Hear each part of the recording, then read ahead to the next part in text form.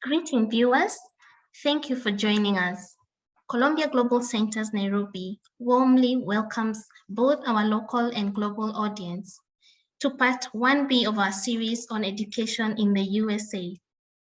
Today we will focus on master level studies and we'll also learn about how to transition to a skilled worker.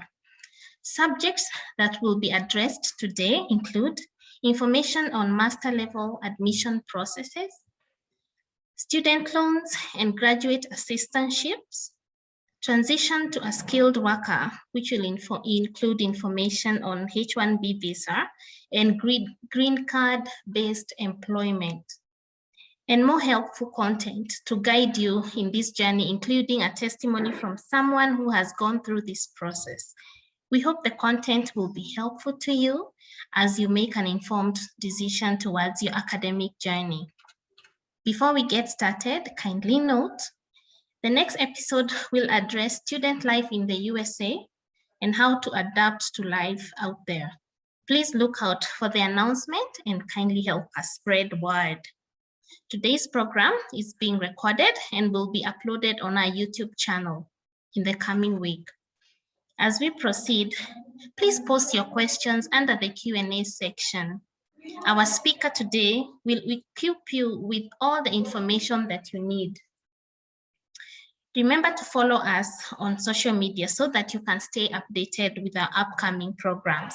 Our handles are at CGC Nairobi for Facebook and Twitter, cgc.nairobi for Instagram. Then our YouTube channel, our handle is Columbia Global Centers Nairobi. I would now like to welcome our director, Dr. Murugi Dirango, to open our session today. Welcome, Dr. Dirango. Thank you very much, Pauline. Welcome, everyone. Thank you for joining us for today's event. As Pauline has said, my name is Murugi Dirango, and I'm the director of Columbia Global Centers here in Nairobi.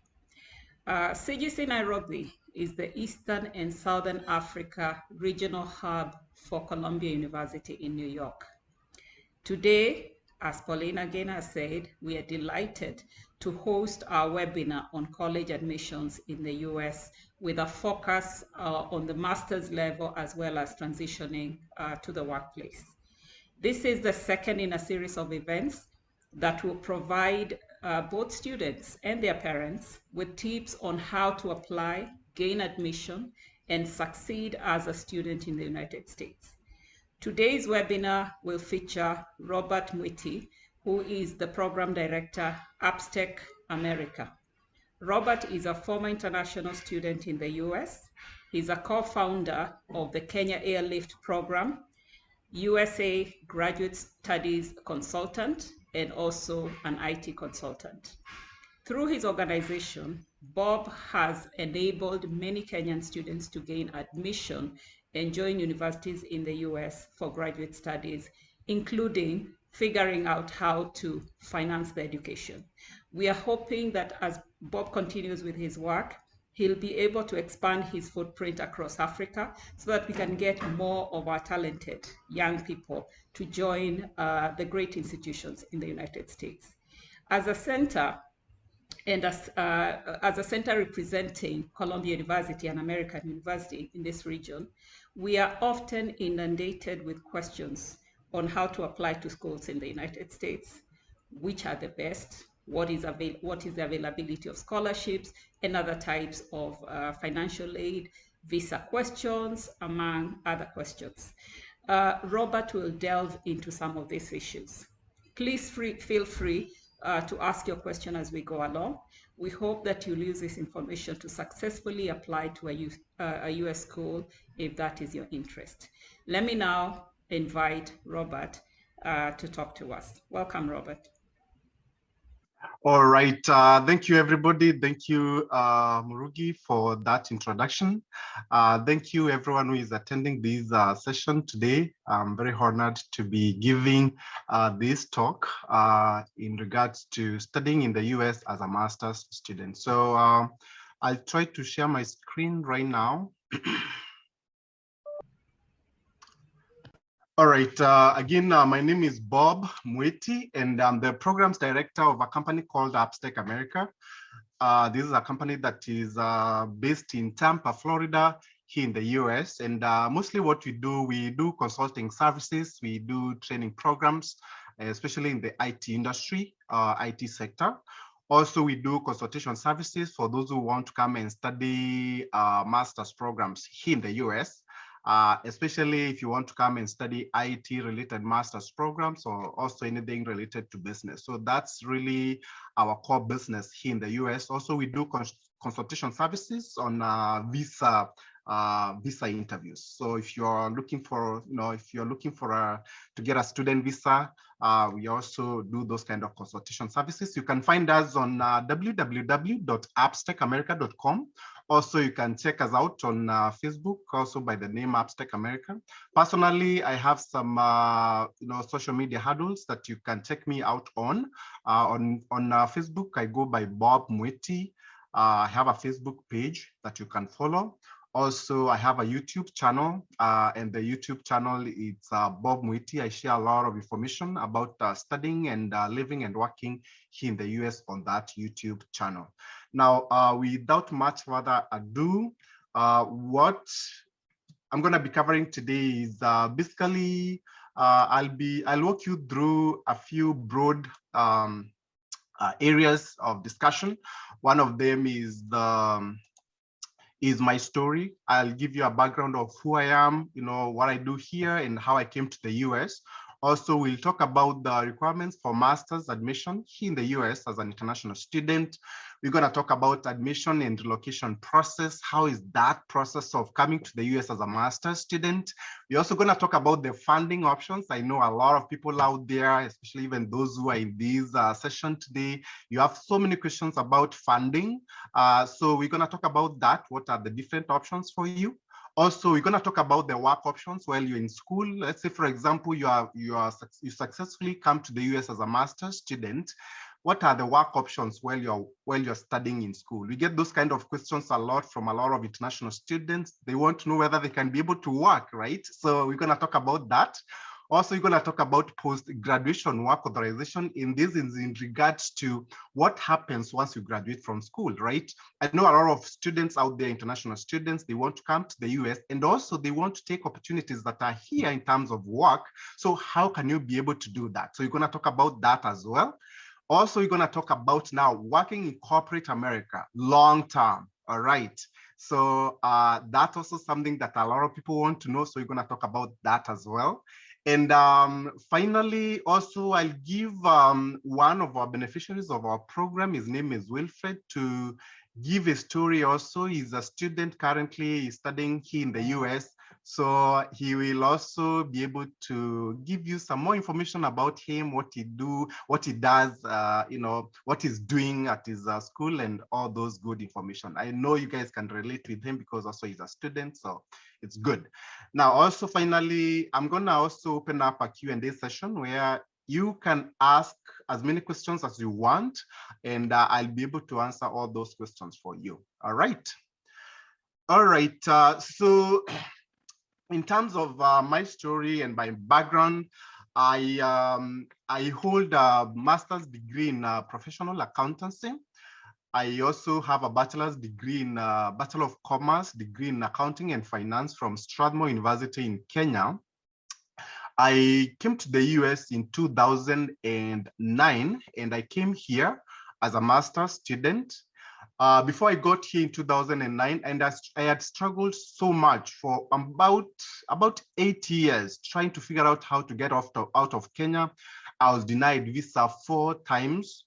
And I know a lot of people out there, they face similar challenges. And I think that's why we're having this webinar, to make your work easy, right? To make your life easy, so you don't have to go through 8 years of trying to figure out how to relocate to the US as a student, okay? So that's why we have this session, for you to really benefit and be able to figure it out. You don't have to take that many years for you to come here.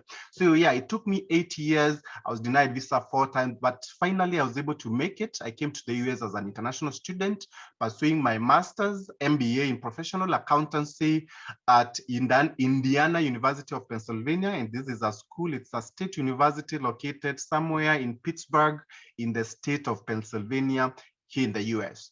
Now, after I graduated from school, just like a majority of international students, I was looking for opportunities to live and work here. I really didn't want to go back. So I was able to figure it out. I was able to get into the tech industry. If I have some time, I'll be able to walk you through how I was able to manage to do that. But anyways, I was able to transition from being a student, and I was able to get into the tech industry as a systems analyst. So I was employed to implement Oracle system. Oracle is one of those big, very complex systems that companies use to record their day-to-day transactions. So I was employed as a systems analyst, and that's how I was able now to transition from being an international student on a student visa to a skilled worker here in the US, working for Fortune 500 companies here in the US. My last employer was Citigroup here in Tampa. I quit that job. I left the job in 2018 after I had already started my company, which I started in 2017, Upstate America. And so once I started the company and we started growing, I could not cope up with my professional work. And that's how I ended up leaving that job, a very well-paying job. I'll talk about how I was able to get that job, and that's how now I was able now to to get into my company and try to now do consultation work through my company, Upstate America. So that's my brief story. Now, so to start us off, I'll talk about the requirements for master's student admission here in the US. Now, so if you're a student, if you're a prospective international student out there who want to come and study here in the US as a master's student, you need to have done your undergraduate, and so you need to have your undergraduate transcripts.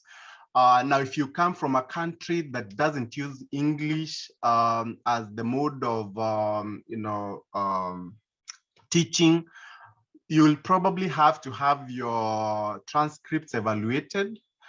There's some evaluation agencies out there. Most schools will give you the options that the ones that they normally like to use for evaluation. But one of them that you can actually use, it's called WES. So you can go to www.wes.org.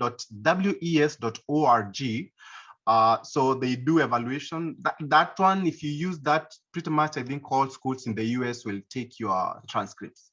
Okay, so they do evaluation. It's of course it costs some money for you to be evaluated. So what they do is they reach out to your school. They confirm that you actually went to that school, and then of course they now they try to evaluate what you did for your undergraduate and try to put it into American GPA system. Okay.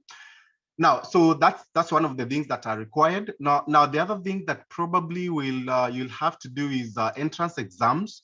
Now, if you're coming for a master's program here in the US, most schools, if you're coming to a business related master's program, you'll be required to do an exam called GMAT. GMAT means a Graduate Management Admissions Test. Okay, so this test is for those who are coming to a business school. All right, now, for example, it's not necessarily for you to do a really business course, but because business schools also offer IT programs. For example, you can come and do, let's say, for example, Master of Science in Business Analytics. Most schools out there, they put business analytics programs under business schools. And for that, you'll have to do GMAT. All right. So if you are a prospective student, just check with the program that you want to study. The school will always list what they require there. Some of them will want GMAT, others will want GRE, and sometimes they may want a GRE, but if you have GMAT, they can always still accept you. Okay. So GRE stands for Graduate Records Examination. This exam is for those who want to come and study graduate studies here in the US for masters, of course, and PhD also, they require that. Even GMAT for PhD, they do require that. But for today, we are just talking about master's admission. So for GRE, it's for those who want to come and study programs that are not really related to business, but anything else, science, biology, biology, natural sciences and stuff like that, anything else that is not really business, mathematics, physics, all that, chemistry, all those things. So you'll have to do GRE. But again, you need to check with your school to see, for example, whatever program that you're interested in, just check that program, just check the requirements. And if it's a GRE, then go and do GRE. If it's GMAT, then go do a GMAT, okay? Now, also, some other exam that you may be required to do is a TOEFL exam or IELTS or Duolingo. So those three, they basically test your understanding of English as a foreign language. Okay, so let's say, for example, you come from a country that English is not the main language of, of communication. Probably the school will require you to do TOEFL or IELTS or Duolingo. TOEFL, IELTS, I think they cost almost $200. I'm not very sure. I haven't checked yet because most of the students who come through our program, they don't really have to do that most of the time. Duolingo, I think it's one of the most affordable one. I think it might cost you maybe around $50. Schools are now taking Duolingo. Before, they never used to take it. So if you're looking for something that is more affordable, and as long as the school is asking for that, then you can go ahead and do Duolingo. Okay, but anyways, TOEFL, IELTS, Duolingo, those are just for English. English requirements, like they want to know whether you can speak and communicate in English. But most of the time, the other hand, if you're coming from master's program, they require you to do either GMAT or GRE, exam. All right. Now, GMAT and GRE, they test it's more of like your IQ levels. They are very tough exams. Okay, I also had to do it when I came here as an international student. Also, we do require those who are coming through our programs to take those exams also. One of the, even sometimes our schools, you might find there's some schools out there that may not require you to do GMAT or GRE exam, but also it's good for you to do those kind of exams because, especially GMAT and GRE, forget about TOEFL. If a school is not requiring TOEFL, then there's no point even of doing it. But GMAT or GRE, also, if you're looking for funding, and we're going to talk about that. It's very, very important that you have a very good GMAT or GRE score, even if the school is not requiring. Okay, because I see a lot of prospective international students making this mistake. They don't want to do these exams because they take time. Okay, it might take you about, on average, about 3 to 4 months for you to self-study and do an exam like GMAT. So a lot of prospective international students don't want to do it. But it's not a good idea because you may need this score if you're actually looking for scholarships, if you're looking for funding, because the only way that, let's say, for example, a lender can be able to see that you're a good student is for them to look at your GMAT score and see how you scored. Because this is an exam that is done across the world. It's a standard exam, so they are able to know how they can be able to gauge how smart you are as a prospective international student. Okay, and we're going to talk more about that in terms of funding for your master's studies. Okay, now the other requirement for master's admission is SOPs, which stands for Statement of Purpose. So this is basically a requirement by schools for you to maybe write kind of like an essay indicating why you want to study at that school and why you want to study that program. Okay, and what's your future career goals, So you have to have a very compelling statement of purpose for you to really get admission to a good, state university for your master's program, okay? Now, other things that will be required for you when it comes to master's admission here in the US is for you to provide the school with recommendation letters.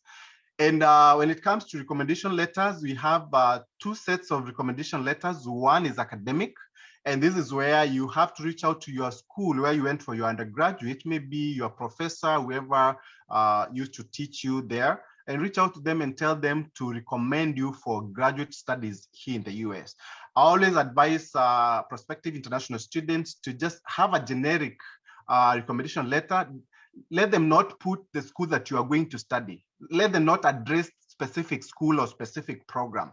You can just tell them, recommend me for graduate studies in the US, so they don't have to list the schools. Because also the reason is because when you are coming to study as a prospective international student, you'll probably won't be applying to just one school. It's not a good idea to just apply to one school. You apply to multiple schools.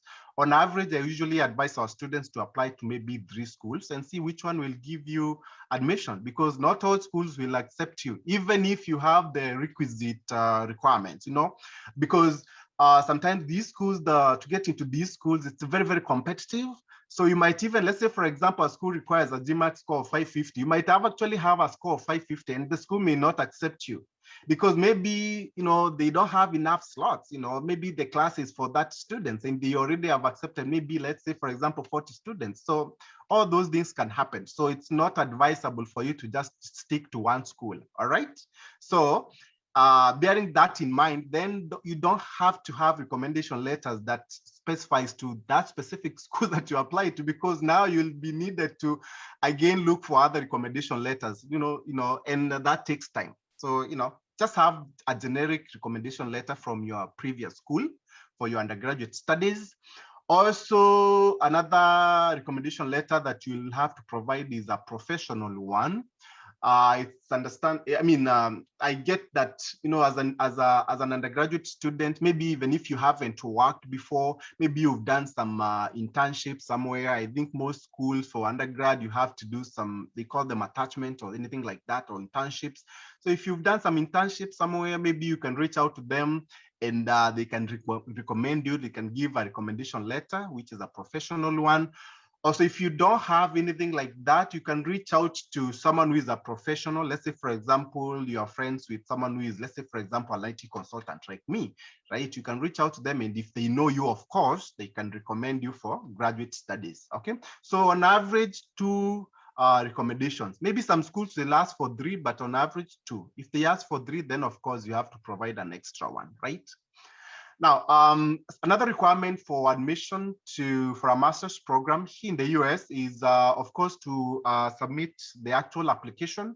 Most schools have, portals where you can submit your application online. Okay, so you just need to follow the instructions from the school's website and just put in the application. Also, some schools they accept, physical, applications where you mailed your application form. I wouldn't advise that. Okay, we are now in digital world, so just go on the website, go through the portal, just put in your application. It won't take you a long time, and the school will need that for them to make a decision in regards to your admission to the master's program. All right. Now, finally, you'll need financial supporting documents.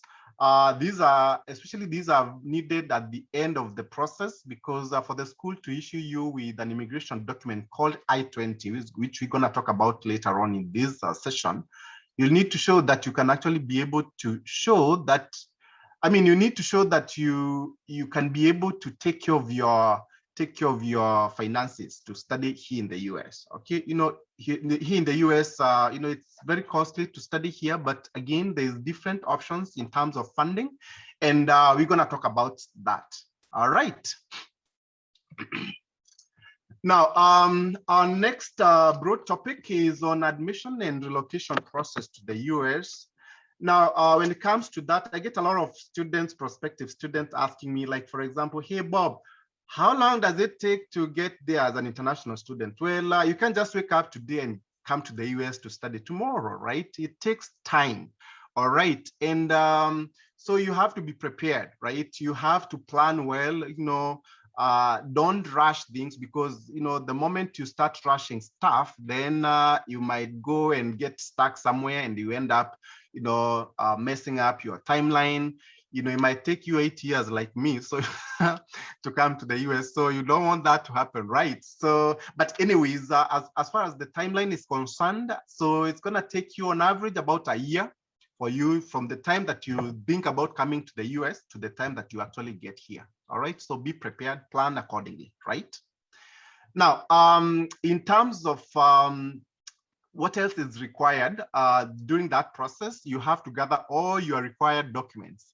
Basically, everything that you've talked about in terms of the required documents, your SOPs, your recommendation letters, your transcripts. If they have to be evaluated, then you have to have those evaluations. As far as GMAT is concerned, or GRE, or any TOEFL or Duolingo requirements, then you have to have that in place. Gather all those requirements, and then the next thing is to submit your application. You can't submit your applications if you don't have the requirements. So just make sure that you have all those. You can't submit your application if you don't have all the required documents. Okay, so make sure that you have all those documents before you even go to the website and submit that application. Okay, because if the application is pending, they will never make a decision. Okay, and if it's because also remember, you also have to remember that schools, they have deadlines. Mostly those deadlines are listed in the website, when you're doing the application. So just make sure that you have all the documents so that you can meet the application deadlines. Okay. Now, once you've submitted your application, and of course, you submit all the documents, then the next step of the process is to get accepted to the school. You can be accepted to different schools. Sorry about that. You can be accepted to different schools. It doesn't have to be just one school. Like I said, try not to just apply to one school. Okay, even though you love that school so much, or you love the programs, you need to have alternatives, right? So I would advise you to maybe do 3. Okay, and remember also, when it comes to applying to schools also charge application fees, on average about $50. So as you do your application, so you have also to be worried about the cost of submitting those applications, right? Now, once you've been accepted, then usually the school will ask you to present your financial supporting paperwork in order for them to issue you with a document called I-20. Okay. This document is basically a certification for eligibility for a student visa, okay, to become an international student here in the US. And for them to be able to certify that you can, you can become a student to come and study here in the US at the school, you have to show that you have the finances. And and this is in terms of, you have to present either bank statement from your sponsors, maybe scholarship letters, maybe loan letters from your lenders, in order for the school to issue you with the I-20, okay? Now, once you get the I-20, it will show who your sponsor is. For example, if it's personal funds, it will indicate that you're sponsoring yourself. If it's family, it will show that who is the family member who is supporting you in terms of your finances. If you've taken a loan, student loan, it will show that. And basically, this document is the one that you're going to take it to the embassy for your visa interview, student visa interview. So you have to have that document. It's one of the requirements for a student visa interview. All right, and of course, also once you get here in the US, this document also is very, very important. In fact, actually, it's a document that keeps you here as a student, not the visa that you get, okay? Because I see also a lot of students, they make this mistake. They think that, the visa you get is basically what keeps you here as a, as a student, as an international student. That's really not the case, because a student visa is basically a document that allows you to get admitted here in the US once you land at the airport through the immigration. So, you take it there and then you tell them, hey, you know what, I'm coming to the US to study this and this and this, and then they allow you in. Now, once you get in the country, you have to maintain your status as an international student. Okay, let's say, for example, you come here, you get a student visa to come and study here in the US, you land at the airport, you are allowed to get in through the immigration. Then after that, you decide not to go to school. And you had, let's say, for example, you had a 5-year visa, right? So even though you have a 5-year visa on your passport, that does not mean that you are legally here in the US as a student. So you have to maintain your status as an international student. And that one, your I-20 shows that. So you're gonna maintain your I-20 has to be current. It's usually signed by the school official. And that's really what shows that you are currently enrolled in school. Okay, all right. We'll talk more about that in our visa. Maybe we're gonna schedule maybe some more sessions on visas because it's a very, very broad area that probably it will need more time for us to go through. I don't think we can talk a lot about visas today. I think we'll have to have another session where we can talk specifically on just student visas, because that's a really, really very, very important area where I see a lot of international students out there struggling with. Okay, student visas. All right. Now, of course, like I said, once you get the I-20, you apply for the visa, you go through the application process, and then once you get the visa, then you relocate to the US as an international student. All right. Okay, so that's the admission and relocation process, which I've said it takes about 1 year. All right, 1 year. Of course, just if for example, if the schools that you're going to doesn't require you to do any GMAT, GRE, or TOEFL exams, you can probably get here within 6 months as well.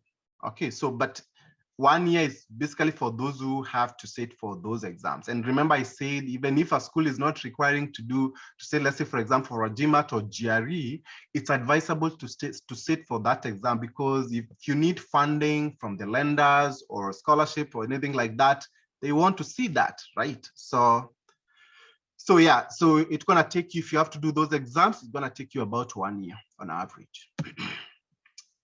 Now, let's talk about funding options, because this is something that I get so many questions about this. A lot of prospective international students out there, they want to know, how can they fund their education here in the US as international students? Now, one thing that you need to know is that as an international student, most schools out there will charge you out of state tuition fees. All right, so this basically means that you are charged more than the locals. Okay, let's say, for example, if a school is charging, let's say, for example, $5,000 for you to do, take as tuition fees for 1 semester, and that's for the locals, people who are like from that state, as an international student, will most likely be charged double that, and in this case, $10,000. Okay, so that's something that you need to be aware of as you start your journey of trying to come to study here in the US.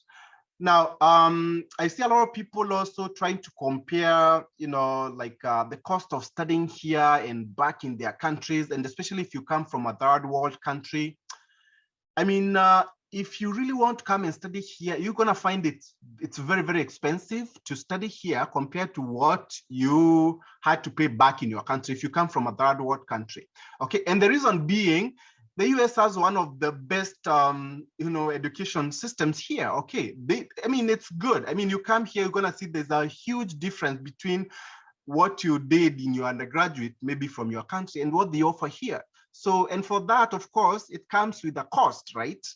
But I think, having been an international student myself, I think it's worth it to come here, because there's so many opportunities that are here once you are done with your studies, right? So even if, let's say, for example, even if you're paying $10,000 a semester, once you are done with school, there's very high chances that you're going to get a very well-paying job, especially if you're a smart international student. So, you can be able to recoup that money very, very quickly, right? So don't look at the cost of studying here and try to compare it with your country, especially if you come from a third world country, because you're going to get disappointed, right? But anyways, even if it's very costly, there's different funding options for you. So you don't really have to worry. Because also with these funding options, actually, sometimes you don't even have to have a family that is well off. Okay, because let's say, for example, on average, a school, for them to issue you with an I-20, if you're going to a good state university out there, very affordable, most likely it's gonna be around $25,000 per year cost of studying. That's our tuition and living expenses. For them to issue you with the I-20, you have to show that you have $25,000 per year, and you're only required to show the first year of finances. Okay, so $25,000 may sound like a lot of money to a lot of people, especially if you come from a third world country. Not many people can afford that kind of money, and I think even here also in the US, not everybody is, has that kind of money to be able to, support their education. In fact, actually, most American students here, they take federal loans, to study. So because of that, don't be discouraged, because even though you come from a not well-off family, you can actually, there's different options in terms of funding that you can use. Now, funding options that you have, you can use your family. If you have the money, you can use your family to pay for your education. You have to show that. Remember, we said that, if you want an I-20, if you're requesting for an I-20, you have to present supporting documents. So if it's your family, then you present your family bank statements, for example. Now, one thing that I've always seen a lot of, especially those from Africa, I come from Africa, most of them, they just want to land here as a student. Then they think that they can be able to work, and be able to pay for school fees. That's a very, very wrong approach to coming and studying here in the US. If you really want, if you're a serious student who want to come and study here in the US, you need to have the funding.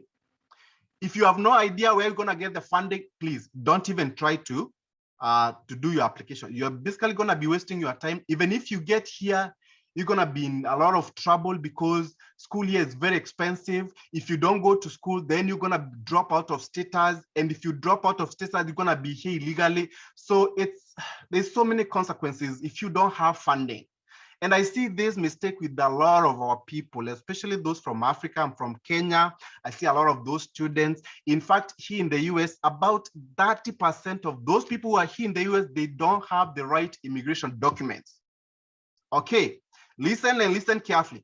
Those people here in the US, from back, especially from Africa, 30% of them, they don't have the right immigration documents. And most of those people, they came to the US as international students.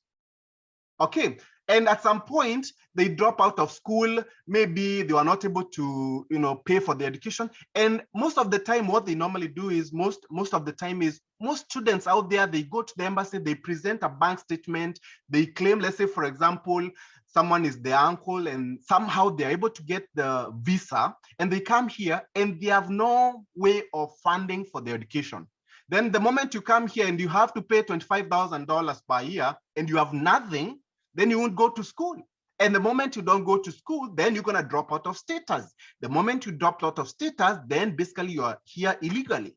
And if you are here illegally, then of course you can even be deported. And if you are here illegally, of course, you can't be able to transition. Even if you're smart, you can't get a good job out there in corporate America. You can't transition to a skilled worker. Okay, so that's why funding is the most, I always say this, in this whole process of coming to the US, honestly, if you don't, funding is the most important thing. If you don't have funding, you should not try to come here. If you are serious student, unless you just want to use the student visas to just come. But in this session and in this webinar, we are not addressing those who want just to use a student visa to come and do other things in the US. No, we are addressing serious students who want to come and study here in the US. So if you're a serious student who want to come and study here in the US, you have to show you have the funding. So don't go out there, but get a bank statement from your rich uncle or your rich auntie or your rich grandpa and present to the school so that you can get the I-20, and then use that to go to the embassy to seek the student visa. And then you know very well that this person won't support you once you're here in the US. Okay, don't do that. All right. Now, the other option. Now, if you have family who is able to support you, let's say, for example, your dad, your mom, that's good. Maybe your brothers, your sisters, that's good also. You can present that. And also something that I'm going to say is that when you go to the embassy, a lot of people get denied student visas, mostly from Africa. In fact, actually, about 30%, about 70% of prospective African students who want to come and study in North America, that is in Canada and the US, they get denied student visas, 70%. Okay, in fact, actually, when you go to that embassy, most of the people that you're gonna be seeing are those who are gonna be denied visas. Because once you get there, you'll be seeing the ones who are in front of you. Most of them will be denied student visas. Why? Because they take the wrong approach. They go there with a bank statement for claiming, oh, my uncle is paying for my education. Oh, my auntie is paying for my education. Oh, my sister is paying for my education. I mean, and then the visa officer will ask you, why would your uncle want to spend $50,000 for you to come and study your master's here? I mean, in reality, it's not possible. If, for example, let's say even me, I have so much money and have some nephews and nieces back in Kenya. I don't think I can pay $50,000 for them to come and study here in the US, honestly. I mean, it's not possible. Rarely you'll find that. Okay, I mean, I'm not saying it's not possible. I mean, it's possible, of course, but most likely it's not. And also remember, also even the Americans, for them, they are not used to cousins and uncles paying for their education. So you have to look, they look at, they will look at you like the way they see things, I mean, from their own culture, right? No uncle will pay for $50,000 for you. And even in Africa also, I mean, $50,000, $20,000, even $10,000, even $5,000, who will pay for that for you? Okay, as an uncle, auntie, whatever, right? So it's very, very important that you get funding, right funding from the people who actually will fund you. Okay, maybe your parents. If you have, if you show that you have sources of funding from parents, then that's good. You'll go to the embassy and you'll get the visa. But if you go there and claim your uncle, auntie, whatever, you're not gonna get the visa, all right? So next, international student loans. Well, now, when it comes to loans, I mean, here in the US, local students usually get federal loans. Okay, now as an international student, you can't get federal loans because you are an international student. You are not a US citizen. Okay, but there's actually options out there for you as an international student who want to come and study here in the US, and especially if you are smart. Okay, underline smart. Okay. Now, there's lenders out there that offer unsecured international student loans, all right? And there are two of them out there. One of them is called Prodigy, Prodigy. There's also another lender called Empower Financing. Now, in terms of our programs, because like I said, we do consultation services for those who want to come and study here, we actually partner with Empower Financing. We offer unsecured international student loans. So you can even go to our website and you'll be able to see that about Empower Financing. So those are the two lenders that offer unsecured international student loans to study here in the US. Now for Prodigy Finance, they will require you to show that you have a very good credit score from back in your country. So if you're one of those people who maybe you defaulted some loan somewhere back in your country and you don't have a good credit score, most likely you'll never get funded by Prodigy. But the good thing is with Empower Financing, they actually offer unsecured international student loans. You don't have to show any credit report. Okay, so they'll just give you, all they want to see that you're a smart student, okay, and you're going to a very marketable program, and they'll fund you.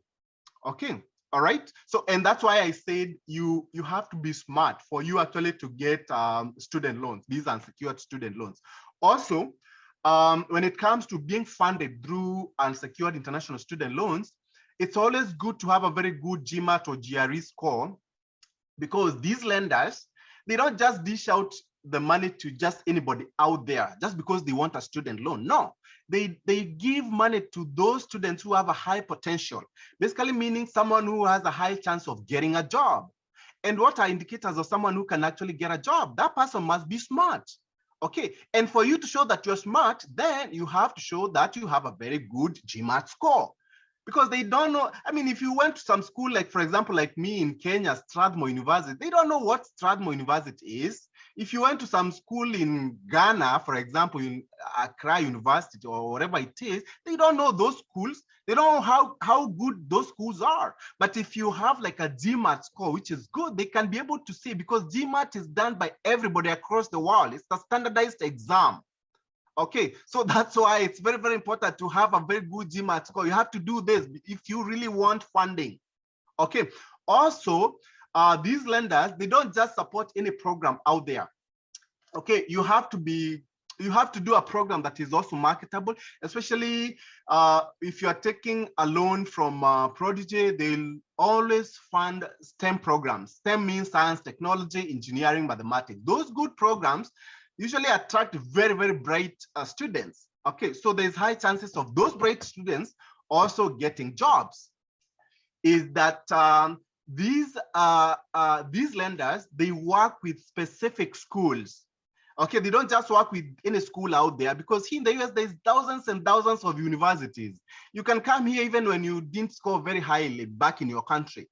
But they don't just work within a school out there. They work with really good state or private universities, and because they know that these universities attract really good students.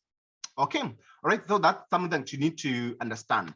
All right, and these student loans you pay once you graduate from school. They actually give you a grace period of up to 6 months. Now, with the Empower Financing, because they are a little bit lenient, when you're studying, you have to pay the interest, which is usually not a lot of money. Okay, so they are more lenient. You are more likely to get that loan, but you'll start repaying your interest when you're still in school. But the full amount you'll start repaying 6 months after you graduate from school. For Prodigy, you start repaying the amount 6 months after you graduate. There is no payment of interest when you're still in school. Okay, and all you need to do once you get accepted, once you get the loan approval, all you need to do is just submit that to the school that you applied to, seek the I-20, and then go to the embassy, present the same approval letter at the embassy. The embassy want to, and I see a lot of people also confusing, thinking that maybe if you have a loan, it's not a good thing when it comes to getting student visas. No, in fact, it's a very, very good thing. I would advise you, don't take a bank statement from an uncle and take a student loan approval letter. You are more likely to get that student visa. In fact, actually, most of our students who get these loans and they come through our programs, they usually don't have problems with student visas. Okay. Now, the other funding option is something called Graduate Assistantship Awards, and this is for graduate students, master's students. Now, most of the schools out there, they have arrangements where they pay maybe part of your tuition fees, where they pay it, and then they require you to work within the department that offers you that award. Okay, and it's called Graduate Assistantship Award. Sometimes they may call it a Research Assistant Award, or Teaching Assistant Award. Okay, so basically they pay part of your school tuition, and they require you to work within the department that gives you that award. And also when you work, they also pay you a stipend on a monthly basis to help with your living expenses, maybe your rent, your groceries and all that. Okay. So what I always advise prospective international students is that when you are doing your applications, once you submit your applications and once you've been accepted, ask the school whether they offer graduate assistantship awards. Most of them, they do that, and apply. And don't just apply to one, apply to as many as possible. I think also this is a very broad, topic that maybe we can have another session where we can talk more into details of, how to go about this. Okay. On the other hand, also we have tuition waivers. A lot of schools out there, they waive part of the tuition fees. Even, for example, some of the schools that we work with, some students, they go there, they get some tuition fees waived. So also ask about these tuition waivers when you are engaging the school. Okay, once you get accepted. Okay.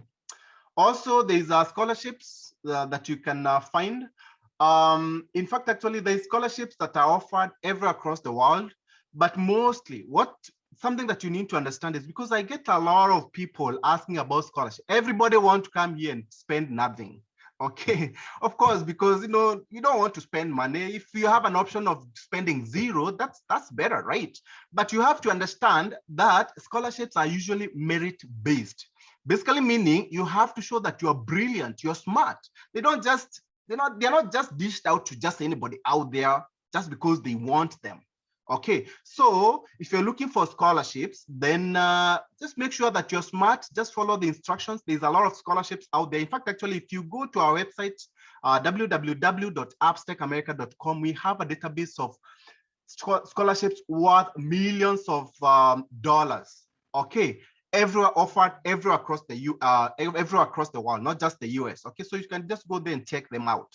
Okay, all right, but remember, it takes a lot of work for you to get a scholarship. So don't just think that you're gonna just submit an application and just get it. No, there's a lot of other things that you have to do, maybe write essays and stuff like that. So many things. Okay, but anyways, those are the different funding options that you have as a prospective international student who want to come and study master's programs here in the US. All right. Now, next, we're going to talk about the work options while you're in school, because also we get a lot of prospective international students asking these questions about work, right? Everybody want to make some money, right? Even if you're still in school. When I was an international student, I used to work a lot, okay? And the US government allows international students up to 20 hours to work. And this is on campus work, right? Basically meaning you can only work within the school that you've been admitted. All right, so, but there's actually instances where maybe you might request for, maybe you might put in a special request to your school official, and you can get actually work authorization to work off campus. Now, in this case, maybe let's say, for example, you came here, your sponsor probably passed on, and maybe you don't have someone to sponsor you. So if you can be able to prove that, or let's say, for example, you came here back in your country, there was something happened, maybe some economic hardship or anything like that. Let's say, for example, there was a drought. Maybe you guys are farmers. There was a drought. And also, let's say, for example, maybe there was some violence. Who knows? These things happened, right? And maybe whoever was sponsoring you, they couldn't be able to support you. If you can be able to prove that, there's something called economic hardship that you can request, special request you can put in through your school official, and you can be able to get a work authorization to enable you work off campus. Okay, and because off campus, there's more opportunities, because on campus, it's just the jobs within the school. Off campus, there's so many places where you can be able to work. So yeah, so there's those options for work. Okay, now on campus jobs, I guess students asking also, what are the on campus jobs out there? Maybe you can work as a graduate assistant. We've talked about that. You can also work as a lab assistant, a librarian. You can work in the dining. Me, I used to work in the dining hall. Me, I used to do a lot of work. Like there's a lot of jobs in school. So many departments, they look for people.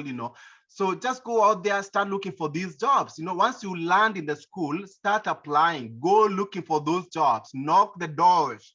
No one will give you the job just by sitting there and hoping that someone will actually give you the job. No. You actually have to go knocking those doors and asking for those jobs. Go to the website, ask your professors, your school officials about the jobs, and you'll be able to get them. There's always jobs for international students out there. Now, one thing that you need to understand is that this is a mistake that a lot of international students make, is that, they can come here and be able to make really, really good money and be able to pay for their education. It's not possible, because when you're working as a student, really, you get paid minimum wage, maybe $8, $7, depending with the state that you are in, okay? And that money will only be enough for you to take care of your living expenses, maybe your rent, your groceries, that's it. But it can't take care of your school fees because it's very, very expensive, right? So be smart about these things. Don't think that you can just come and start working as a student and actually be able to fund your education. Where will you get $50,000 per year, honestly, right? So you need to be smart about these things, right? Now, the other option is called CPT. This is a curricular practical training. This is an arrangement where maybe the school that you are going to, part of what they do in their programs is for you actually to get, like, for example, an internship, and it will count towards your grades for graduation. So if there's arrangements like that, schools usually offer that as CPT, where you can actually work off campus, okay? Maybe an internship or something like that, and you'll be able to make some extra money. Now, you also, when it comes to CPT, you have to be very careful. If you take a full-time CPT, you may end up not being able to get your post-graduation work authorization. So I advise you not really to use that, okay? If you can, just take part-time CPT if there is that option for you, but don't take it as full-time, because if you do that, you won't have the post-graduation work authorization. You'll have used that for your CPT. So it's very, very important that you understand that. Okay, so those are the different work options while you're still in school. Again, please understand, you're coming here to study. Focus on studying. If you are really serious student who want to come and study here in the US, just focus with school, study, do the jobs. You know, as a master's student, by the way, I didn't mention this. The good thing is that mostly master's students, your classes are usually in the evenings, usually from 5-6 p.m. until late in the evenings, because most master's students, or even PhD students, they usually are people who are already working. Maybe they have a job somewhere, like, for example, Americans, right? Because you're going to be with Americans also in the classes. So they set their classes in the evenings, so that now, you have time to work and then come to school. So this gives you a lot of time during the day where you can work. Me, I used to work a lot. Okay, I used to work in dining halls. I used to work as a graduate assistant, all over the place. I used to work, right? So you can work during the day, and then in the evening, you go to school. Okay, and as an international student, you are required to take a minimum of 9 credit hours. Usually for masters, a unit will be 3 credit hours. Okay, so 9 credit hours basically means you can take 3 units. 3 units basically means 3 subjects minimum, and a maximum of 15 credit hours. So maximum of 15 credit hours basically means you are taking 5 units, so up to 5 units. So let's say, for example, you are taking a minimum of 9 credit hours, which is 3 units. You can actually have a class maybe on Friday, Thursday, maybe, and Wednesday. And like I said, most of the day, you are not going to school. I mean, during the day, you are going to school in the evening. Then Monday and Tuesday, you don't have anything to do. So you can actually work during those hours. And of course, also work on your assignments. There's usually a lot of assignments that you have to do when you are studying here in the US. It's quite different from our countries, especially where I come from.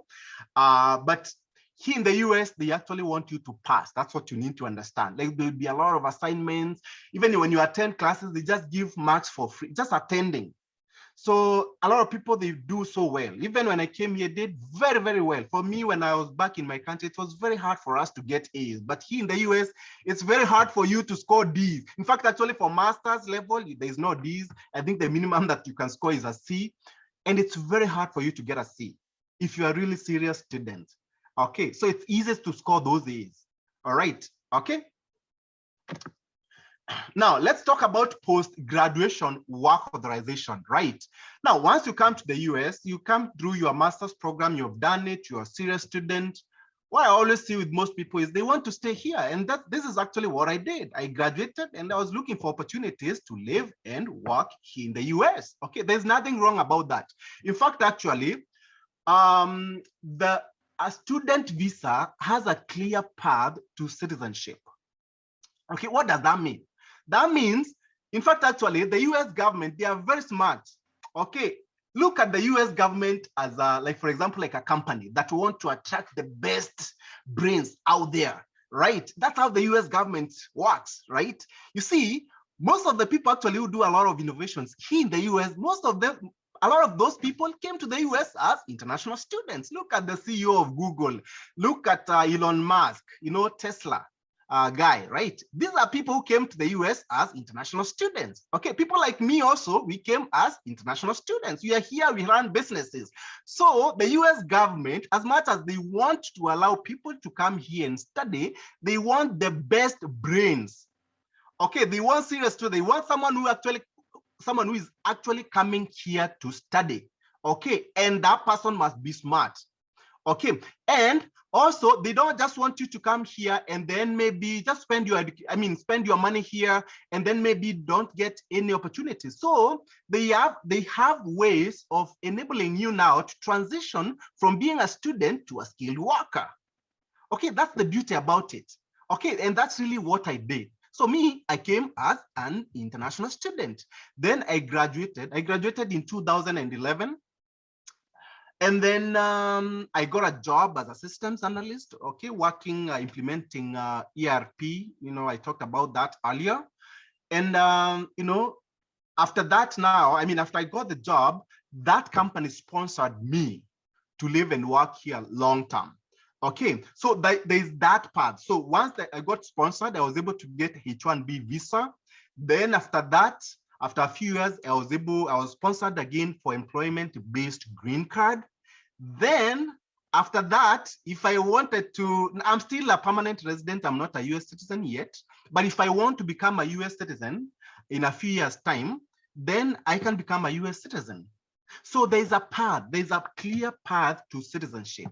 Okay, so the US government want those smart ones who want to really work here, they can be able to do so.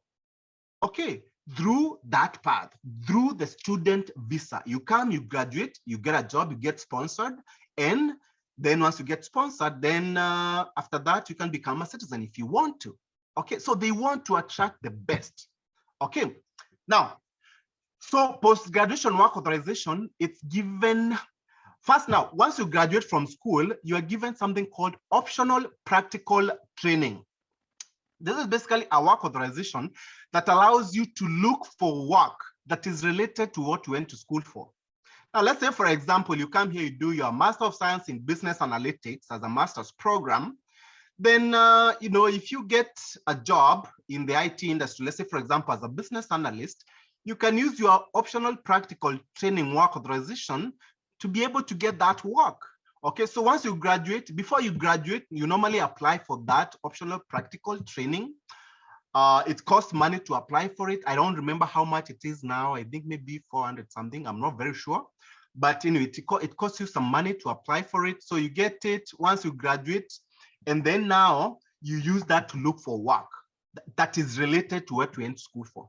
Now, let's say, for example, you graduate with a Master of Science in Business Analytics. You can't go out there, you can't get your OPT and start working at McDonald's, flipping burgers and cleaning, cooking pizza. No. If you do that, you're going to be violating your immigration status as an international student. That's not good. Okay, so you need to be smart about these things. Okay. Now, me, I struggled a lot when I graduated. In fact, actually, I had to extend school by 1 semester because I really could not find a job. Reason being, because back in Kenya, I used to be a teller. Okay, I had worked at one of the big banks in Kenya as a teller for about 6 months before I got my visa to come here. But you see now, when I came here and I was looking for work after I graduated from school, I only had like academic skills. What I had was basically my undergraduate, right? The other one being a teller, here in the US, teller can be anybody, like a teller is just someone who has just finished their high school, right? So, so I was looking for jobs like as a teller, as a staff accountant, those kind of jobs, as a, as a data entry clerk, those kind of jobs. But you see now, those are jobs that a lot of Americans are looking for. Okay, so if you come here now and you don't have the right skills, it's going to be very hard for you to get sponsored by companies here in the US. Now, one thing that you need to understand is that for a company to sponsor you, for you to actually live and work here long term, you need to have skills that Americans don't have. Okay, and that's why I see a lot of people out there who come to the US as international students struggle so much. Okay, so many people, they came as international students and they were not able to transition into corporate America. Why? Because at that point when they graduated from school with their whatever masters or whatever, they didn't have the skills that Americans don't have. So if you come here, you are a tailor like me, for example, you only have a Bachelor of Commerce degree from Kenya, and you are looking for jobs that can sponsor you, you will find it very, very hard for you to get a sponsor, very, very hard. Okay, so what I always encourage people, like you need to pivot a little bit. You need to look for those skills that can be able to get you those sponsorship jobs. Okay, and I think maybe this is something that we can have another session on, because it's quite a very heavy topic to talk about right now, because I don't think I have enough time, honestly. So, but anyways, you need to have those skills. There's a way that you can be able to get those skills. In fact, actually, we also focus as a company, we do those training programs where you train people on job skills, especially if they marry with your academic skills. Especially for us, we focus on IT and business. So, so there's that you can do. I think we're gonna talk about that maybe in another session. Now, anyway, so you're gonna get OPT. OPT is optional practical training. It's for 1 year. Now, if you are a STEM student, STEM basically means science, technology, engineering, mathematics. If you did any of those kind of master's program, you're gonna get a further 2 years of OPT. Okay, another 2 years. So potentially you can actually get up to 3 years of OPT. Okay, and this is post-graduation work authorization. Now, like I said, you use this now, this period, to actually now look for companies that can sponsor you long term. Because remember, OPT is just for 1 year. If you come for an MBA like the way I did, you're gonna get 1 year work authorization. If you come doing a STEM program, you're gonna get up to 3 years. So within, let's say, for example, you came for an MBA, within that 1 year, you must find an employer who will be able to sponsor you long term. Otherwise, once you are done with your OPT, then you have to go back to your country. Okay, if you don't go back to your country, if you stay here, then you're gonna stay here long, illegally. You're gonna go up, you have to go under. Otherwise, also, what other students do is they go back to school to maintain their student immigration status. In fact, actually, there's so many people here in the US, mostly from Africa, from third world countries, who came here, they are not able to transition. I'm telling you, this is usually the hardest part. It's hard if you don't have the information, but it's very easy if you have the information. Okay, it's very easy if you have the information. So most students, they come here, they are not able to transition, they can't get, employers willing to sponsor them. And now they're on OPT, they can't get anything. What they do, then they don't want to fall out of status, then they have to go back to school to maintain their status. And you can imagine going back to school again, you have to pay all those thousands and thousands of dollars. We have students here who are career students. Basically, they've been here for years and years and years. A lot of people here, they do even up to 3 PhDs. And it's not because they love being in school, it's because they just want to keep on being here. They don't want to go back to their countries, and they don't want to be illegal immigrants. They don't want to be without the right documents. So they just stay in school. Somehow they find some work outside school, which is, not allowed, but they keep staying in school. So you don't want that to happen to you. So that's why this information is very, very important. Okay. So anyways, so you have that time within your OPT for you to be able to get these employers who can be able to sponsor you, and for you now to live and work here long term. All right. Now, before even once now you graduate and once you get that OPT, in fact, actually, you must find an employer, you must find something within the next 60 days, which is a big challenge. Okay, so also that's why it's very, very important that you really need to, you need to prepare very well. You need to have all the information before you graduate. You know exactly what's going to happen. I always advise our people, if you're out there and you really want to succeed in the US, you have to know all the whole process until how you graduate and how you get a job. Don't just come here blindly, because actually most of our people struggle here because they come to the US blindly. They have no idea how they're going to transition once they graduate from school. Okay, they are just happy they got a visa, and that's how I was. Me, I was just happy that I was given a visa after struggling for so many years to get a student visa.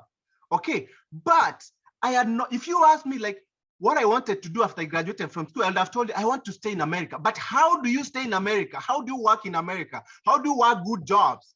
I mean, if you want just to graduate and then work in these odd jobs, cleaning people's houses, cutting people's grass, working in McDonald's, there's those jobs. You can work those jobs. If that's what you want, then you can get those jobs. But if you're a really smart international student, you don't want to be doing those kind of jobs, because there's really, really good jobs in corporate America where you get paid really good money. You know, you can, I mean, within a few years, you are making six-figure salary. Okay, those are the type of jobs that you want to do, having spent so much money here in the US as a smart international student. Okay, and you can be able to do that if you know what you need to do from the beginning. Okay, and that's why you have these webinars, these series, for you to really know the information that you need for you to succeed here in the US, not just going to school. Also, once you graduate from school, how do you transition to that corporate job? It's not easy, but it's very easy if you have the information. Okay, all right. So anyways, we've talked about regular OPT, STEM OPT, it's a further 2 years. Okay, so if you have, I always encourage people, if you are smart out there and you're smart, if you're out there and you're smart, please take a STEM program. Okay, take a STEM program. A STEM program will give you 3 years of post-graduation work authorization. That gives you enough time for you to figure things out. 1 year is not enough. I'm telling you, remember I told you I had to extend school by 1 semester because I couldn't find a job easily. And I didn't want to fall out of status because I didn't have a job. I was trying to look for work. I couldn't find anything until anyways, I was able to figure out how to get into the tech industry. I was trained as an Oracle consultant. I think that's a story for another day. I can spend time explaining to you exactly how I transitioned. Okay, but if you're a smart student out there, do a STEM program. It will give you up to 3 years of work authorization. And within those 3 years, you know, you have time to figure things out. Okay, you see also, when you come here in the US, maybe you are coming here when you are, because I came here when I was 26, right? Most master's students, maybe they're in their mid 20s.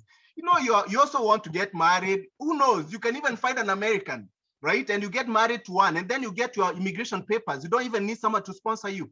But also, that 3 years also gives you all that time to figure things out in terms of your papers, if you really want to live and work here in the US. That's very, very important. Okay.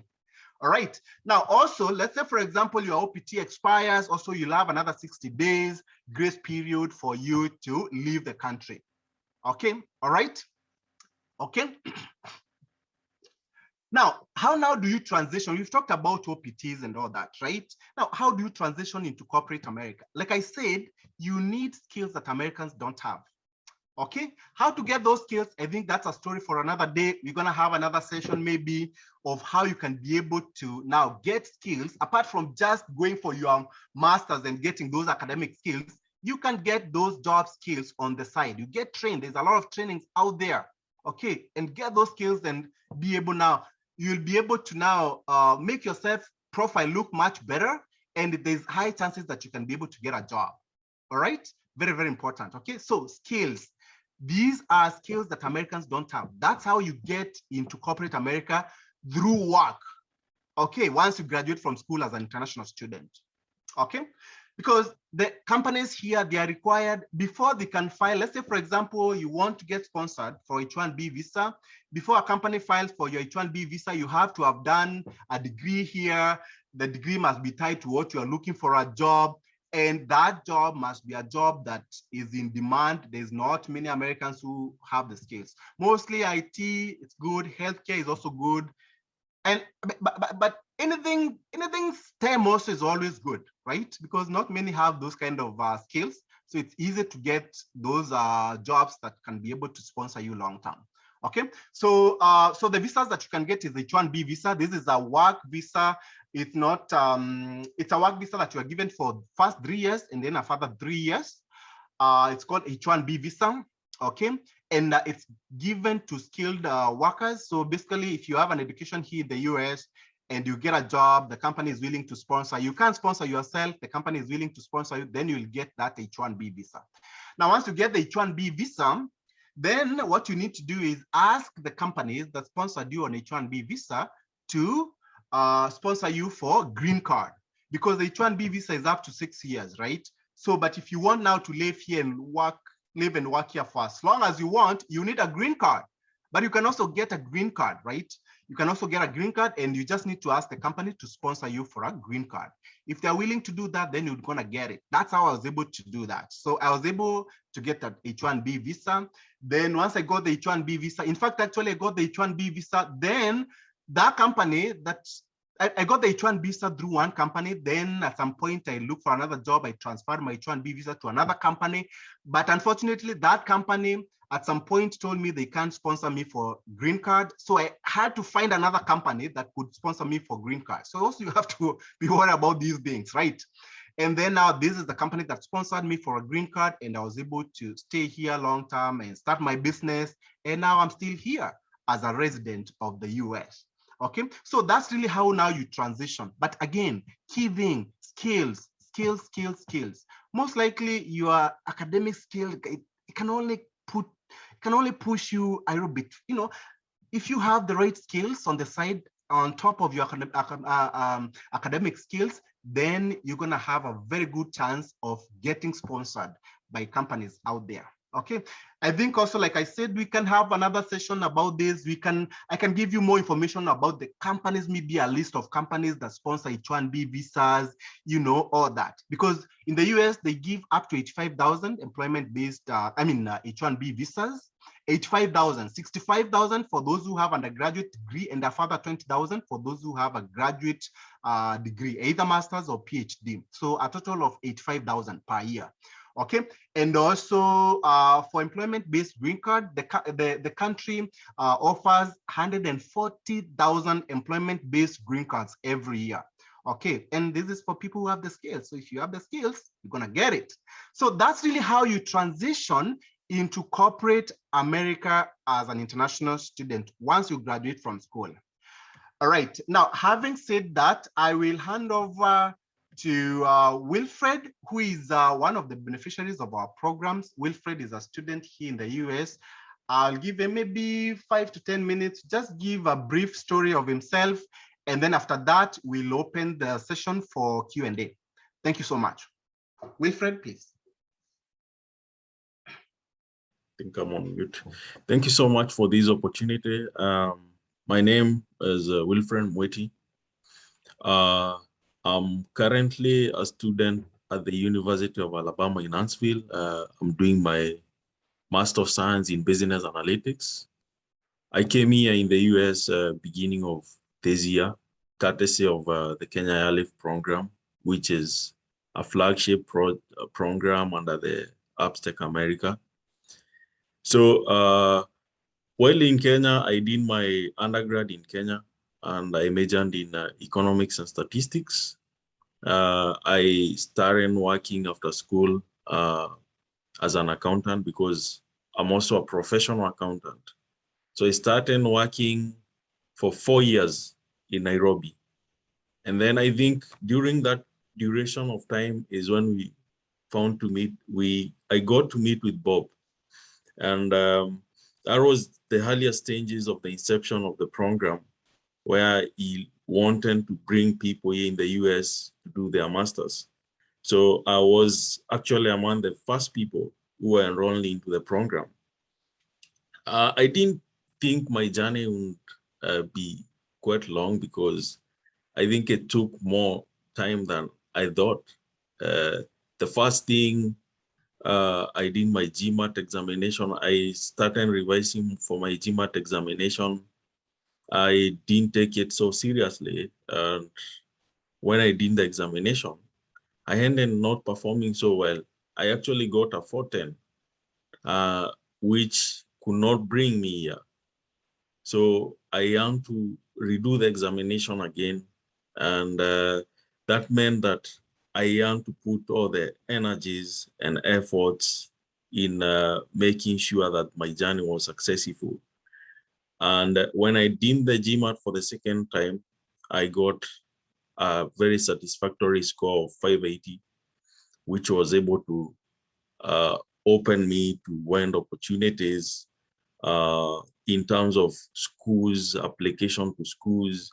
Because one of the things that he has touched on is the fact that if you're really good in GMAT, you find out that it's one of the things that is considered by schools.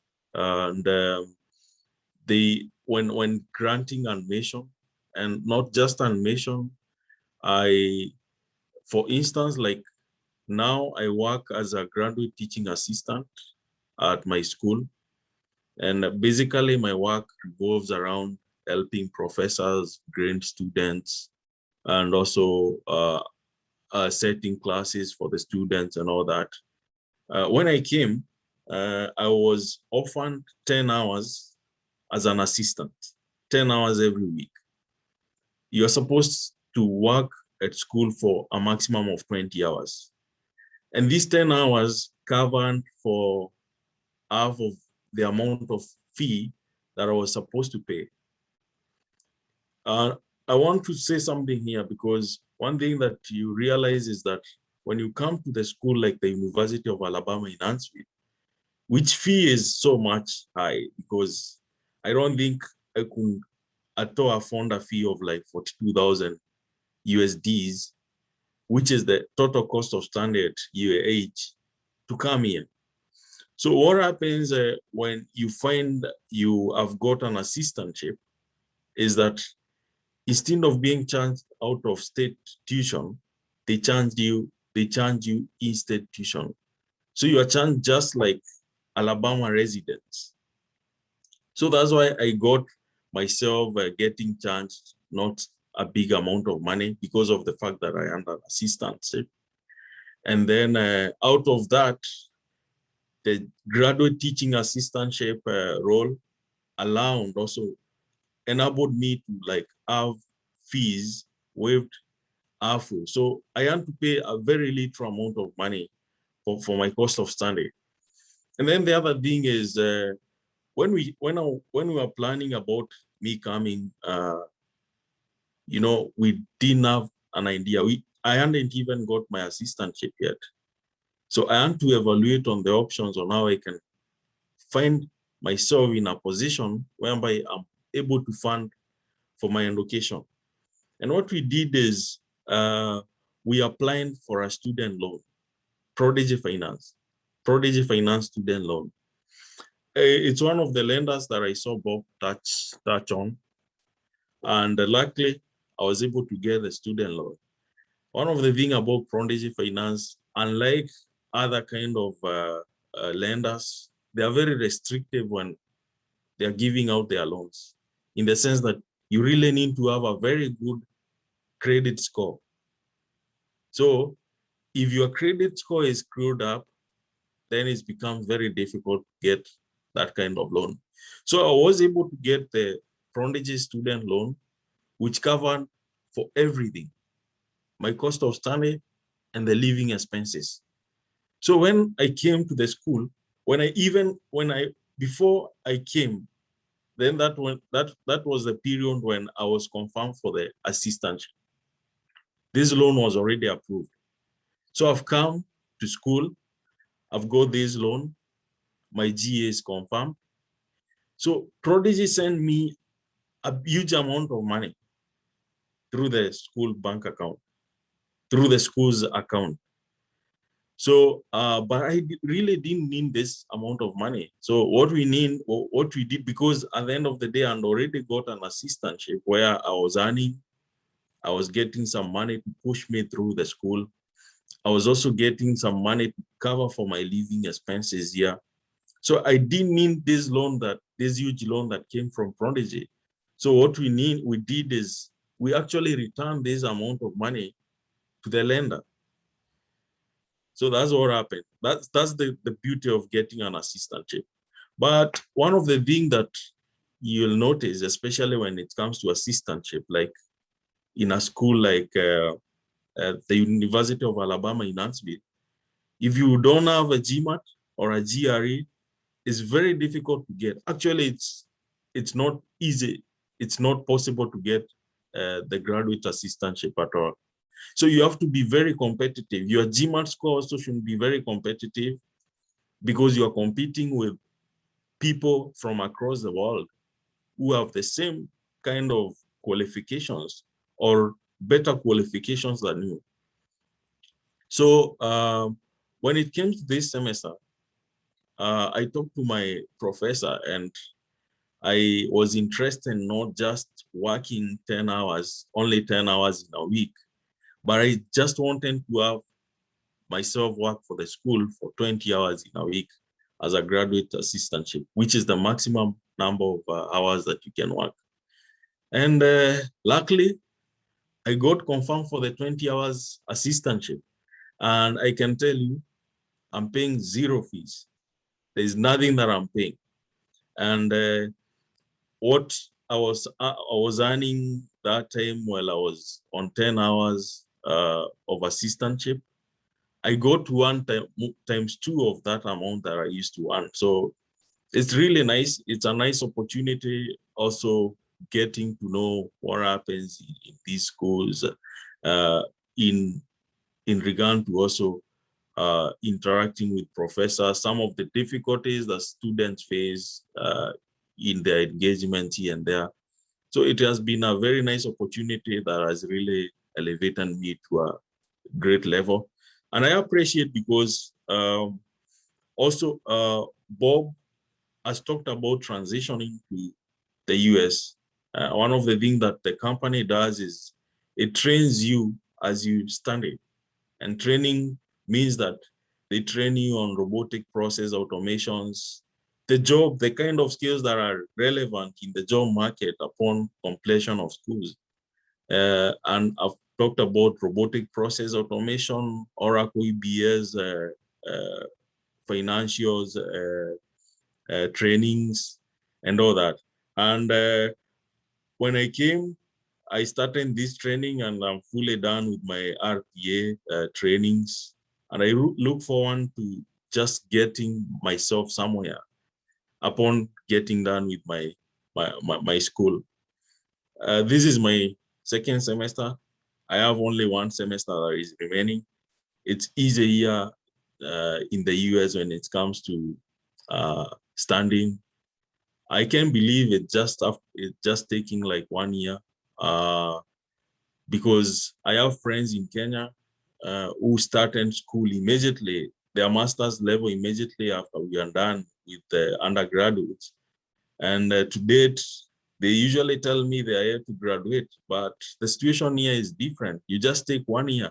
I could actually have been done by this year, by the end of by December. It's only that I decided to take a summer break. That's how easy it is to stand here. The professors are quite helpful. They will reach out to you, asking you if you're facing any difficulties, how you're faring on. I mean, it's not like a kind of master-servant relationship that you usually find with most people, professors in Kenya. I'm sorry to say so, but I mean, there's a difference in the way the professors engage you here and the way you find them engaging you back in the country, based on my personal experience, especially while I was doing my undergraduate studies. So that is it. The US has been good, and I'm really glad that this thing happened, because when you come here, you just appreciate the fact that you're on the road to achieving your dreams, which is the best thing that can happen to anybody. And there's nothing beautiful as being where the opportunities are that can change your life. I feel myself that I'm towards where I really dreamt of being. And this comes through this program, this credible program that Bob came up with. That's pretty much that I can say about my whole experience here. All right. Thank you so much, Wilfred. Thank you so much for sharing your story with the audience. That was really, really nice. So, so what we're gonna do is I'm gonna open this session now for Q&A. Well, I'll try to read some of the questions here and see whether I can be able to answer all of them. Now, there's someone by the name Morris. He says that he's been in contact with Bob before. I did send my school credentials, which he approved and gave a green light to apply to join Upstate. So yes, I'm qualified. I want to do a master's in data science. However, I need to know the loan repayment procedures. Well, now, I don't know. I don't want to dwell too much on our programs here because that's really not what brought us here. But through the Kenya IELTS program, we have the handbook that specifically says the interest rate that is offered through the program, through our circle. You can check that out. I think it's 1% per month. And you repay once you graduate from school, and that loan is for relocation expenses. In terms of loans from the lenders, let's say, for example, if you take a Prodigy loan, you can always go to Prodigy website and check their loan repayment interest rate. It's usually between around 9% and above. Same thing with Empower. Also, you can be able to know the interest rate for that. Now, repayment period, I think it's 10 years, I believe. I'm not very sure. I think 10 or 12. It all depends. Anyways, just go to the website again, Prodigy or Empower Financing, and you'll be able to see all that information. Securities, again, these loans, they are unsecured international student loans. So basically the security is you. You must be smart. That's why I said it's not just for anybody out there. You have to have a very good GMAT score or GRE score. You have to show you're a smart person.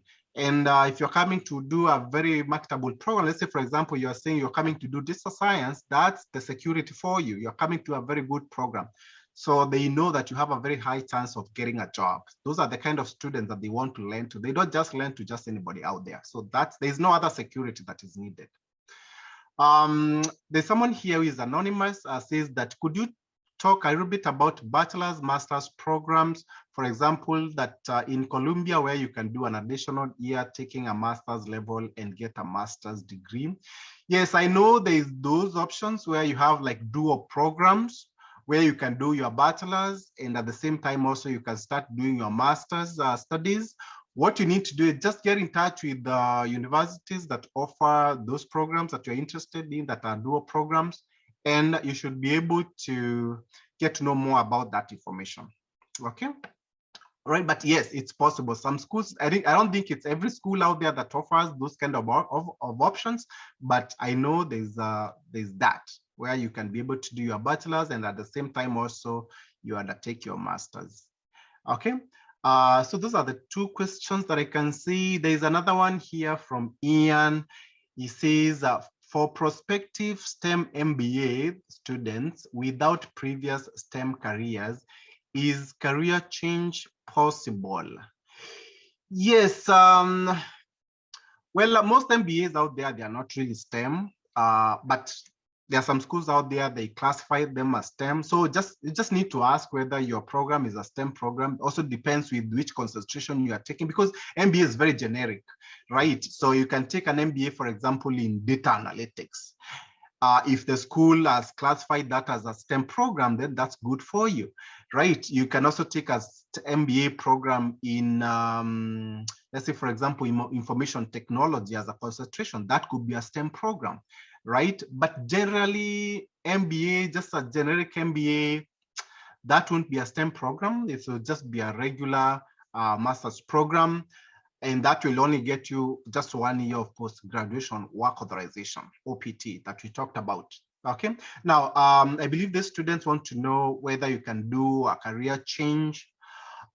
Yes, like for example, you see, I always give my own example, right? I came to the US as a master's student, as an MBA student. Me, I didn't have any IT undergraduate. I didn't have any IT background. No. Okay. But what I did was, because I realized, remember I told you guys, I was finding it a little bit hard, not a little bit, actually, very hard to get jobs. So I had to extend school by 1 semester. So what I did was I got trained in the IT, on IT job skills as an Oracle systems analyst. Okay. And that's how I was able to now to get a job, because I was trained on job skills. There's a lot of companies out there. We do such training programs. That's what Wilfred talked about. You know, we have training programs on robotics. For example, you can train as a robotics business analyst. You can train as a robotics developer. You can train as a data scientist on artificial intelligence and machine learning. You can also train as an Oracle systems analyst. These training programs, even though they are IT programs, even though the IT skills that you are being trained on, you can actually do them if you come from a background that is not necessarily IT. And that's really what I did, right? Let's say, for example, if you come for an MBA, I did an MBA and I was able to train on IT job skills and I was able to get a job because IT and business is quite related. You understand? And by the way, I see a lot of people out there getting scared of IT, thinking that, you know, if you don't have any IT background, then it's not easy for you to get to transition. No, because there's me when I used to work as an IT consultant, I never used to do any coding. I can't write even one single line of code. Okay, right? Because I used to implement from the front end. There's a lot of jobs out there. In fact, actually, so many of them where you work from the front end. Okay, so you don't need to have any tech background for you to get into the tech space. Okay, all right. So you just need to know exactly what you want to study, what you would also want to do as a career, what are the training programs out there for you that can enable you now, you know, get those skills that are needed in the job market. And we said we can talk about this in another session because I think time is up for us. So let me take another question. In this era of working remotely, is it possible to find a company to sponsor me for H1B working remotely from Kenya? No, it's not possible. You have to be physically here. Let's say, for example, you get sponsorship to work on H1B visa through Upstate America. The government, the US government, requires us to bring you here in Tampa, not even anywhere in the US. You have to be physical. You can work remotely, but you have to be physically located in Tampa. You don't have to go to the office for Upstate, but you can be in your house, but in Tampa, because also they do checks. Okay, they do random checks sometimes to check whether, you know, because, you know, some of these programs, for example, H1Bs, they can, you know, they are very vulnerable to abuse, right? You know, companies can abuse them and file for people who are, you know, non-existent, right? So they don't want to do that. So you have to be physically here, even though you're working remotely, even though you're not going physically to the office. So I've answered your question, hopefully. Does Upstate support admission support to universities, not your list, not on your list? Well, we normally work with the schools that are in our list. We keep on expanding the list. And the reason is because these are schools that we work with, some of the schools that we have official partnership with.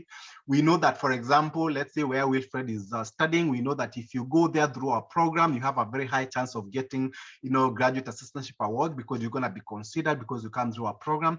So that's how we work. But again, also the other thing, another factor that we have to consider is also the lenders, because part of what we do in our programs is that we hook you up with the lenders. Remember, I said we have, you know, unsecured international student loans that we can offer you through our official lending partners. For example, Empire is our official lending partner. Prodigy is also our preferred partner, but they are not yet our official lending partner. So not every school is supported by these lenders. So, you know, it has to be a school that is supported by them. So if it's a school that is supported by them and you need a loan, then at the end of the day, we can be able to help you out. Again, through our programs, we don't just take anybody just because we want to come to the US. We have to make sure that you have the funding, because we realize a lot of people out there, they go looking for bank statements from wherever they can get them, go to the embassy, present them, then come here and then struggle. We don't want that to happen. In case actually our program is not just a matter of you coming here and studying, also helping you get jobs once you graduate from school. That's why you have those training programs on the side. We support you once you graduate from school. We hook you up with employers who are looking for people with the skills that you have. All right. Someone here is asking, hi, hello, you said that working in corporate America requires unique and specific skills. Kind to share any? Well, I like talking about mostly IT because that's really what we focus on mostly. Okay, I might be biased into IT because also I don't want to talk about something that I'm not very sure of. Now, for example, in IT, there's a huge demand. Also, I know in healthcare, there's a huge demand of people who have those kind of skills. You know, mostly, like, for example, in the IT sector, if you're working in corporate America, most of the people that you'll find working there as consultants, mostly it's Asians, specifically Indians. Okay, and they are working there because most Americans don't have those kind of skills. Okay, IT consulting skills. We're not talking about, for example, you know, a skill where maybe you have a computer broken and you are the one who's fixing a computer. No, that's a very basic skill. That one you probably won't have anybody to sponsor you. See, at the end of the day, when a company is sponsoring you, they need someone who can solve complex problems for companies. And that's even what the US government wants. They don't just want to dish out H-1Bs and employment-based green cards to anybody out there just because you want them. No, you have to be able to be someone who can solve complex problems for companies. And most of these complex problems, they cannot be solved by Americans. Okay, not many Americans can solve them, right? So they need us. They need those brilliant minds from everywhere across the world to come and help them out solve those problems. I say that, most of the innovations here, they are done by international students by people who came as international students. Okay, if you can be able to show that, then you're going to be able to get sponsored, and you're going to be able to live and work here long term once you graduate from school. Okay. There's someone else here. What courses you think are relevant across time, and what courses are more ephemeral? What 3 courses would you take if you had to start again now? And what 3 courses would you have avoided in retrospect? Now, honestly, first of all, to me, IT was never my cup of tea. Okay, I was more inclined into doing being an accountant, and things like those. So, and I had no idea what IT was all about. I mean, I knew IT about computers and stuff like that, but I had no idea about consulting life. Okay, so if I was to start this all over again and I was to find myself in your situation where you want to come and study here in the US, and I had the kind of undergraduate I did, which was a Bachelor of Commerce in Accounting and Finance, I would take a Master of Science in Business Analytics because, one, I really don't love coding. Okay, so Master of Science in Business Analytics, probably it's not very techy, coding heavy. I think the kind of coding language that you have to do is Python. I know Python, it's not very hard in terms of learning how to code. I think it's one of the easiest coding language. So I think I'll do Business Analytics Master's program. And I would basically, in terms of 3 courses, probably maybe Business Analytics. Maybe I would take maybe something like, I still have to take a STEM program, no matter what. Maybe I would do like operations management, still also a STEM program. Maybe I do even project management. I'll still try to find something that doesn't involve any coding at all, because that's not my thing. Okay. So of course I would avoid very heavy coding stuff, like, for example, computer science, software engineering, and all that, because I don't like that stuff. Okay, but that's not to mean that those are not good courses. Those are very marketable courses. It all depends also with your level, right? You know yourself, right? Do you like these things? Can you do them also, right? Because STEM is not for anybody out there, right? So yeah, so that's what it is. And another question: for prospective students in non-profit sector in finance roles and not in IT, does Upstate America support the admission process? Well, as long as you come through as long as you're interested in studying anything related to business or IT, you can come to us and decide to do an MBA in finance, or do MSc in finance, or do Master of Accountancy. Yeah, so we support those programs. Remember, our programs, they are more tailored towards helping you get a footing in the corporate world here in the US. Not just come to school. Okay, come to school, finish your master's, get done with that, then get the skills that are needed in the job market, then get into the corporate America. So we can only do that if we bring students who are in the same line as what we do as a company here in the US, which is basically IT consulting. And for you to do IT consulting, you can do IT consulting even without finance, accounting background, just general business background, mathematics, all those, anything related to that, you can always do IT programs, right? Because remember also, I said, you can be in the IT industry working as a consultant. You don't have to code anything. You can work there as a business analyst. You can work there as a systems analyst. You can work in fintech, all that. All right. So it's possible to get into IT without necessarily being a programmer. Because when you talk about IT, most people think IT, it's all that about programming and all. I think the last question here is, I think the last question here that I got is, do you help students apply to Columbia? Well, currently we are not working with Columbia as our official partners, but who knows, maybe very soon. But if you come through our programs and let's say, for example, we realize that Columbia, they maybe work with some of the lenders that you work with, yeah, we can help you get into Columbia.